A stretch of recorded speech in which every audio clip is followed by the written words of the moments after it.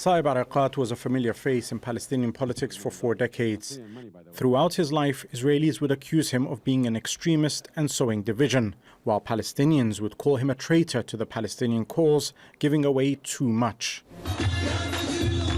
At the Madrid peace talks in 1991, he insisted on wearing the kufiya, the symbol of Palestinian national identity.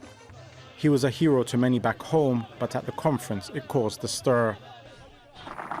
2 years later, he was left out of the final talks on the Oslo Accords, negotiated by Palestinian leader Yasser Arafat.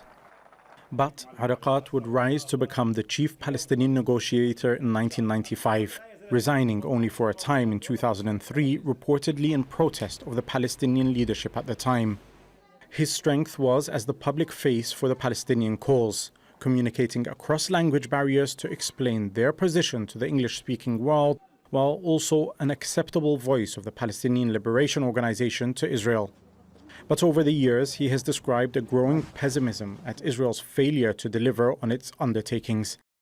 At the building of yet more illegal Israeli settlements, increasing number of checkpoints, brutality against Palestinians, and the Israeli separation wall now more than 700 kilometers long.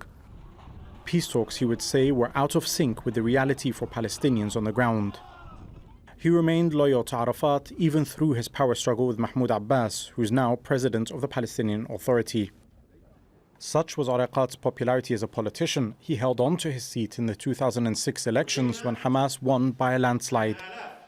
But with Hamas in power and Benjamin Netanyahu as Israeli Prime Minister, the chances for an agreement waned.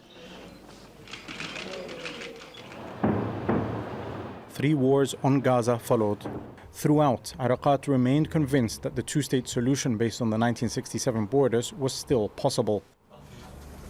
Those who believe that they can undermine the two-state solution and replace it with what I call one state, two systems, maintaining the status quo now, apartheid, I don't think in the 21st century they will get away with it.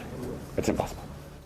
Erekat was amongst the most critical voices of the US-sponsored normalization deals, which saw the United Arab Emirates and Bahrain establish full ties with Israel. He described the deal as the birth of Arab Zionism and said the agreement was like a poisoned dagger stabbed into the Palestinians' back. Saeb Erekat fought for an agreement between Israelis and Palestinians for decades. In 2007, he said he would hate to be a grandfather living under occupation. He wasn't able to change that.